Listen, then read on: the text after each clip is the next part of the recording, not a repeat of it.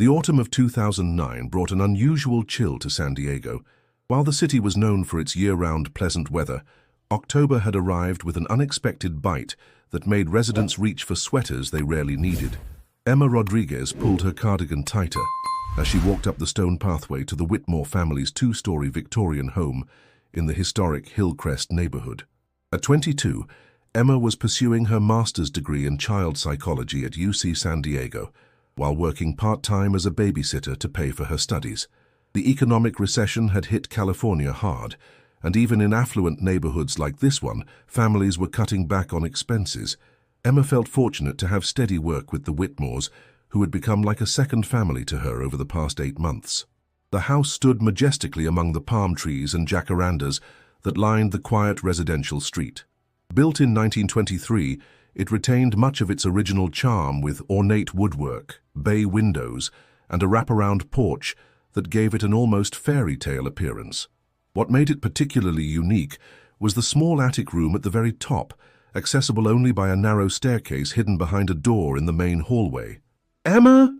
7-year-old Sophie Whitmore burst through the front door before Emma could even ring the bell. The little girl's blonde curls bounced as she threw her arms around Emma's waist. "Mom said you're staying extra late tonight because they're going to that fancy restaurant downtown." "That's right, sweetheart," Emma smiled, ruffling Sophie's hair. "We'll have plenty of time for stories and maybe even a movie before bedtime." Margaret Whitmore appeared in the doorway, elegant in her black cocktail dress and pearl necklace. At 45, she maintained the poise of someone who had grown up in San Diego's upper-class society, but her warm smile revealed genuine affection for Emma. "Thank you so much for staying late tonight," Margaret said, adjusting her earrings. "David's firm is celebrating a big case victory, and these networking dinners are so important, especially with the economy the way it is." David Whitmore emerged from the kitchen, straightening his tie. A successful attorney with graying temples and kind eyes, he had always treated Emma with respect and appreciation. "The restaurant is Addison in Del Mar," he said, handing Emma a piece of paper with their contact information. "We should be back by midnight, but if anything comes up, don't hesitate to call my cell phone." Emma nodded, tucking the paper into her jeans pocket. Cell phones were still relatively new for many people, and the Whitmores had only recently upgraded to smartphones, though they still preferred to write down important numbers as backup. "Sophie's already had dinner," Margaret continued, gathering her purse and wrap. "But there are leftovers in the fridge if you get hungry. She can stay up until 9:30 since it's Friday, but no later than that." After the Whitmores left in their silver BMW, Emma and Sophie settled into their usual Friday night routine. They started with a puzzle at the dining room table, then moved to the living room where Sophie's collection of Barbie dolls was spread across the Persian rug. "Emma, can we play the princess game?" Sophie asked, holding up a doll in a pink gown. "Of course," Emma replied, sitting cross-legged on the floor. "But first, tell me about school this week. How was your math test?" As they played, Emma noticed how the old house seemed to settle and creak more than usual. The wind outside had picked up, causing the large oak tree in the backyard to scrape its branches against the second-story windows. She'd always found the house charming during the day, but at night, especially on windy evenings like this, it took on a more mysterious atmosphere. Around 8 o'clock, Sophie began to yawn. "I'm getting sleepy," she admitted, rubbing her eyes. "How about we read a story upstairs?" Emma suggested. "You can pick 2 books tonight since I'm staying late." They climbed the carpeted staircase to Sophie's bedroom, which was decorated in shades of purple and pink, with glow-in-the-dark stars on the ceiling. Sophie chose Charlotte's Web and The Secret Garden, 2 of her current favorites. As Emma read aloud, she noticed Sophie's eyelids growing heavy. The little girl's breathing became deep and regular, and by 9:15 she was fast asleep. Emma carefully marked their place in the book, turned on the nightlight, and quietly closed the bedroom door. Downstairs, the house felt larger and more silent than usual. Emma made herself a cup of tea in the kitchen and settled on the living room couch with her psychology textbook. She had an exam on Monday about childhood development theories, and the quiet evening provided perfect study time. Around 10:30, she heard what sounded like footsteps in the hallway above. Emma paused her reading and listened carefully. Old houses made all sorts of noises, she reminded herself, especially on windy nights. But the sound came again, a distinct creaking, as if someone was walking slowly across the floor upstairs. Emma set down her book and climbed the stairs quietly, not wanting to wake Sophie if she had gotten up for water or to use the bathroom. She checked Sophie's room first, gently pushing open the door. The little girl was still fast asleep, curled up with her stuffed elephant. The hallway was empty and silent. Emma stood still for a moment, listening. The wind continued to rattle the windows, and she could hear the distant hum of the refrigerator downstairs. She was about to return to her studying when she noticed something she had never seen before. At the far end of the hallway, near the linen closet, there was a narrow door she had somehow never noticed. It was painted the same cream color as the walls, which might explain why it had escaped her attention during her many visits to the house. The door was slightly ajar, and from the gap, she could see the beginning of what appeared to be a staircase. Curiosity overcame caution. Emma approached the door and gently pushed it open. A narrow wooden staircase led upward into darkness. She remembered Margaret mentioning an attic storage area, but she had never seen it accessed from inside the house. Emma retrieved a flashlight from the kitchen drawer. The Whitmores kept one there for power outages, which occasionally happened during Santa Ana windstorms. The beam illuminated the steep, narrow stairs that led to a small landing above. As she climbed, the air grew noticeably warmer. At the top of the stairs, she found herself in a small, cozy room with slanted ceilings and a single round window that looked out over the neighborhood. The space was furnished like a tiny apartment, with a twin bed, a small desk, a bookshelf, and even a mini refrigerator. What struck Emma most was how lived-in the space felt. The bed was neatly made with a colorful quilt, and the desk held a few books, a journal, and a brass candlestick with a white candle.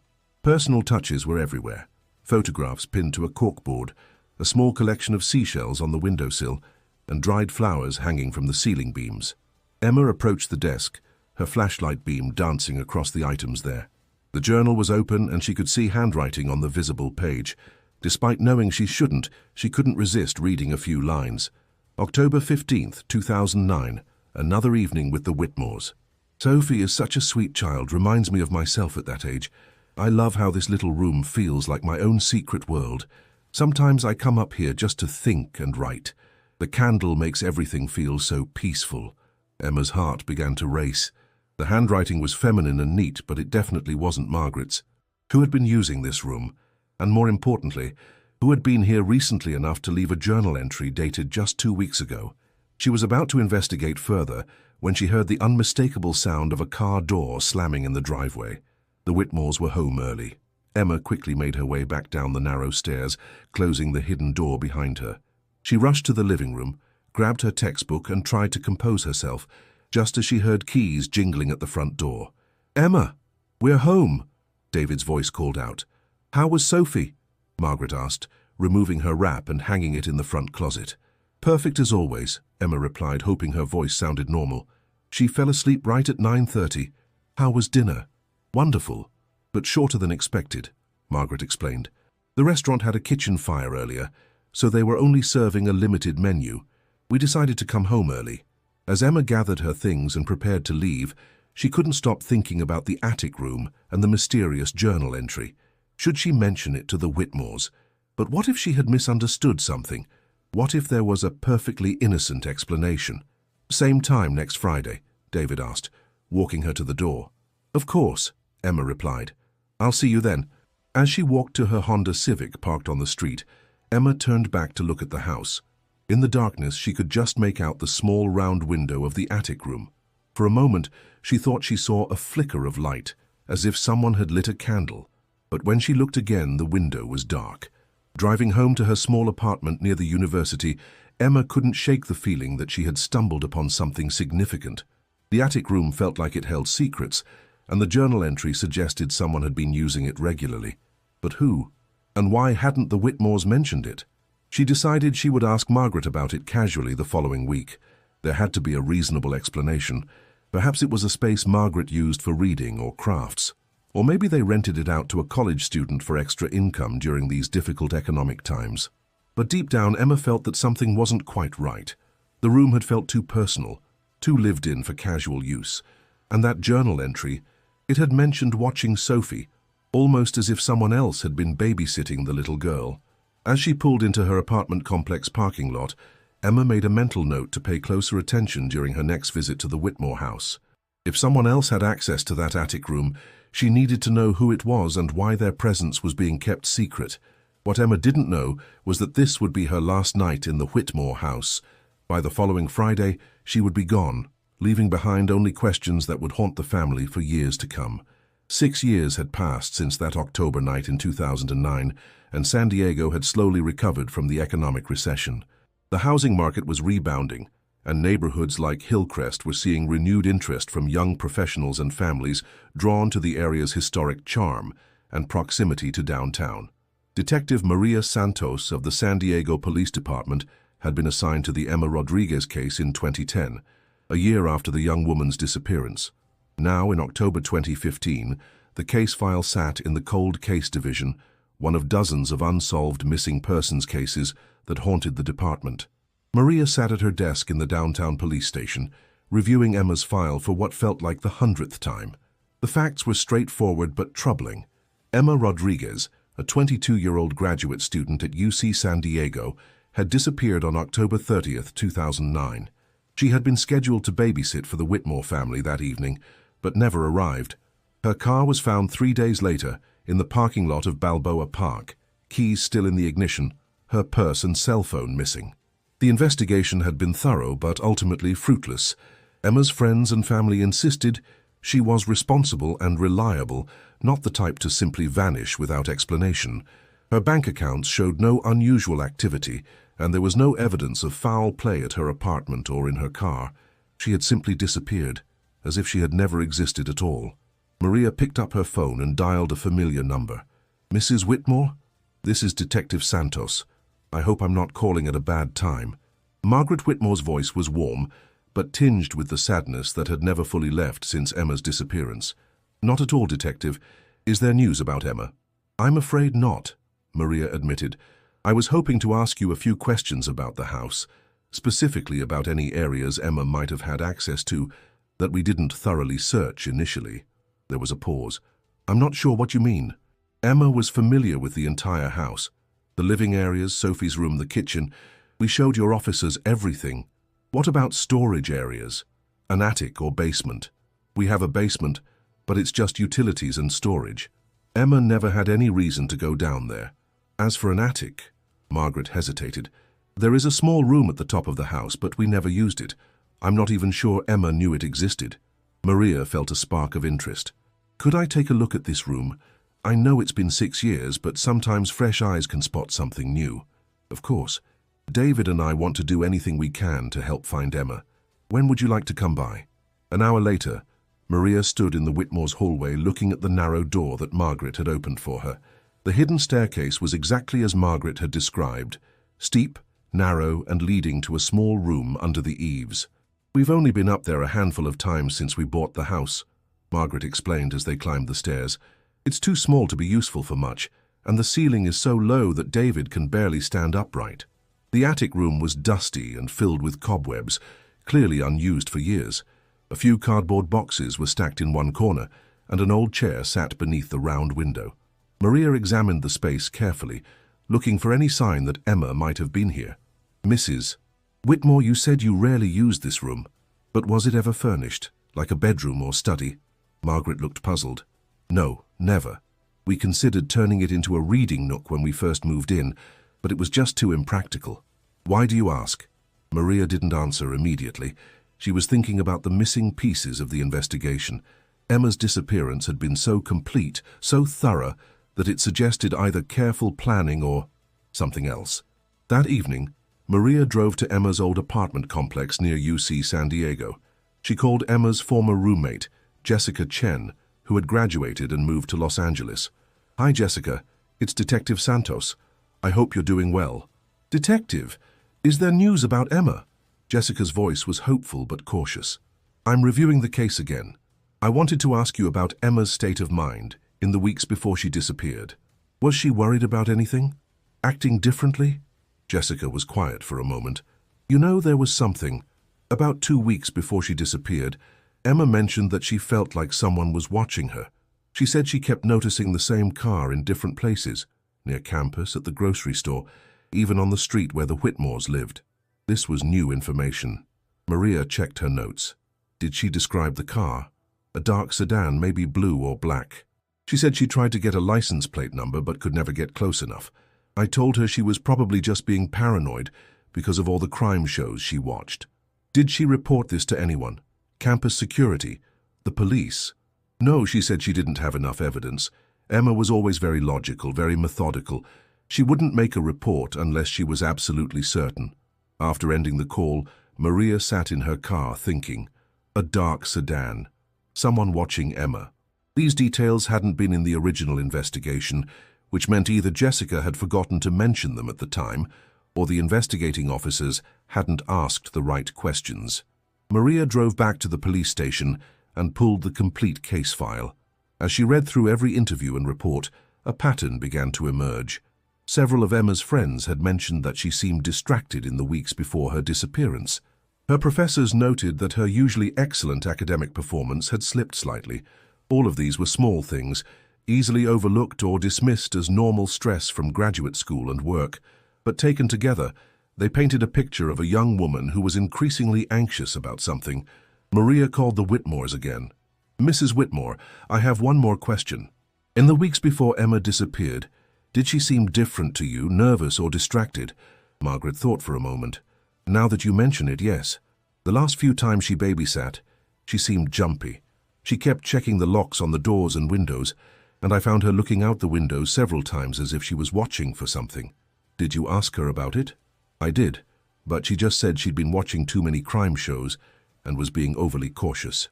I didn't think much of it at the time. After hanging up, Maria leaned back in her chair. Emma Rodriguez hadn't simply vanished. She had been afraid of something or someone in the weeks leading up to her disappearance. The question was, what had she been afraid of, and had her fears been justified? Tomorrow she would return to the Whitmore house with a crime scene team and examine that attic room more thoroughly. After 6 years, it was time to look at the Emma Rodriguez case with fresh eyes and new questions. What Maria didn't know was that in just a few days, a new tenant would move into a rental property across town and make a discovery that would change everything about the case.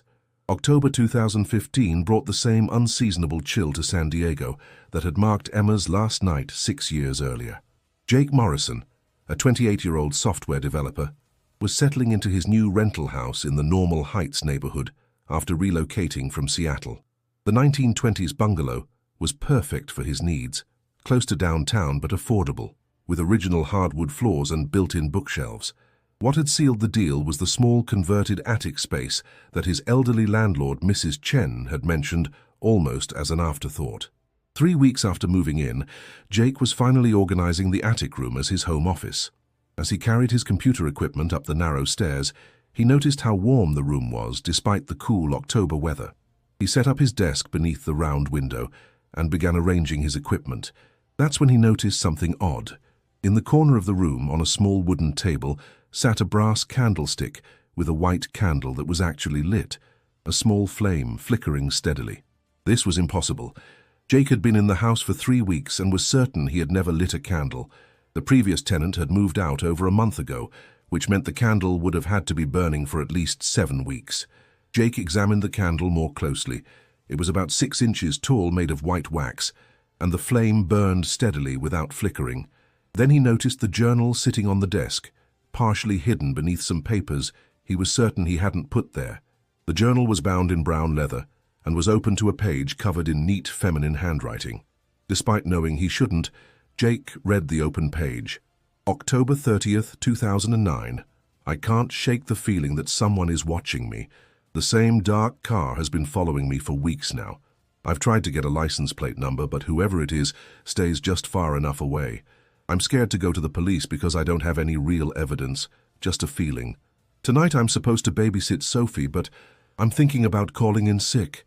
This feeling of being watched is getting stronger, and I don't want to put the family at risk if someone really is following me. Jake's hands trembled as he read the entry. The date was exactly 6 years ago to the day. He flipped back through the journal, finding entries that spanned several months in 2009. The handwriting belonged to someone named Emma, and she had been increasingly worried about being followed. Jake pulled out his smartphone and searched for Emma Rodriguez missing San Diego 2009. The results made his blood run cold.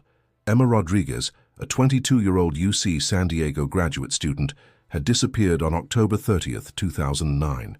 She was last seen leaving her apartment to babysit for a family in Hillcrest. Jake called Mrs. Chen immediately. "Mrs. Chen, I need to ask you about the previous tenant who used the attic room." "Previous tenant?"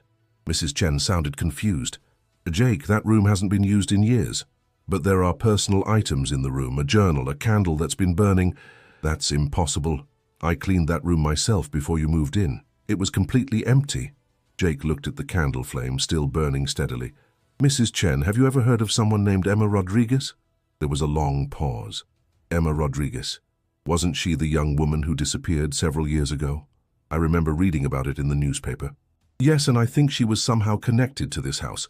I'm going to call the police." Detective Maria Santos arrived within an hour. She climbed the narrow stairs to the attic room, her heart racing with anticipation. After 6 years of dead ends, this could be the break she had been hoping for. The scene was exactly as Jake had described. Maria carefully photographed everything before examining the journal.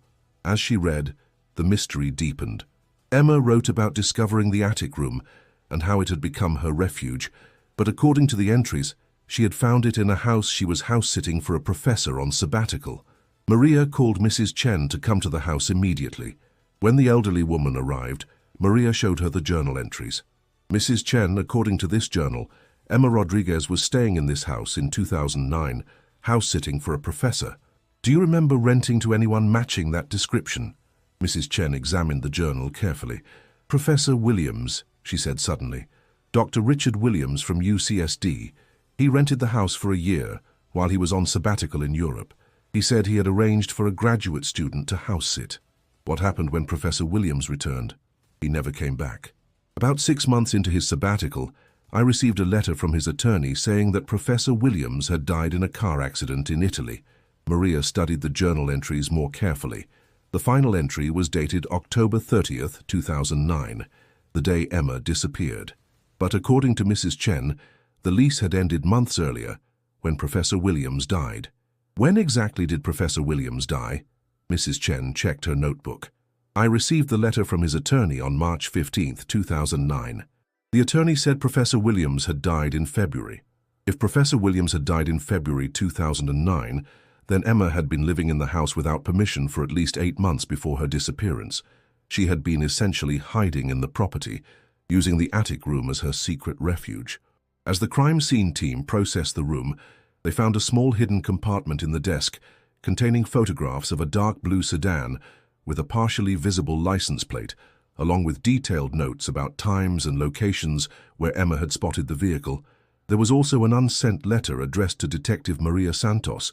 Maria opened the letter with trembling hands. Emma had documented her fears about being followed and had tried to leave clues for the investigation. The letter mentioned hiding evidence in the place where the candle burns. The biggest revelation came when the crime scene team enhanced Emma's photographs of the sedan enough to read the complete license plate number. A database search revealed that the vehicle was registered to Dr. Richard Williams, the professor who had supposedly died in Italy. Maria immediately contacted Interpol and Italian authorities to verify Professor Williams' death. The response came back within hours. There was no record of Dr. Richard Williams dying in Italy. In fact, there was no record of him ever entering the country. Dr. Richard Williams was alive, and he had been stalking Emma Rodriguez. The investigation that followed revealed a disturbing pattern. Professor Williams had become obsessed with Emma after she had taken one of his psychology courses. When his sabbatical was approved, he had seen an opportunity to get closer to her by offering the house-sitting arrangement. When Emma discovered his true intentions and tried to distance herself, Williams faked his own death to avoid suspicion while continuing to stalk her. Emma had figured out the deception and had been hiding in the attic room, documenting Williams' behavior while trying to decide what to do. Williams was arrested at his real residence in La Jolla, where investigators found evidence of Emma's murder and the location where he had disposed of her body. After 6 years of uncertainty, Emma's family finally had answers and closure. Questions remained about the candle that had burned continuously for 6 years, leading to the discovery that solved the case. The crime scene team could find no logical explanation for how the candle had maintained its flame and size for so long. The case of Emma Rodriguez became a landmark investigation in San Diego. demonstrating the importance of listening to victims' fears and following every lead. Emma's courage in documenting her stalker's behavior, even while living in fear, ultimately led to justice. Thank you so much for watching this incredible true story from San Diego.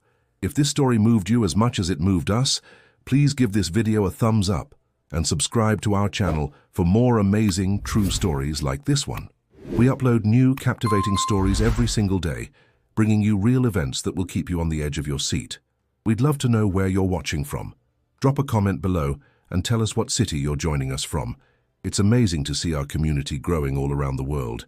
Don't forget to hit that notification bell so you never miss our daily uploads. Tomorrow, we'll be back with another incredible true story that will leave you speechless. Until next time, stay curious, stay safe, and remember, truth really is stranger than fiction. See you tomorrow.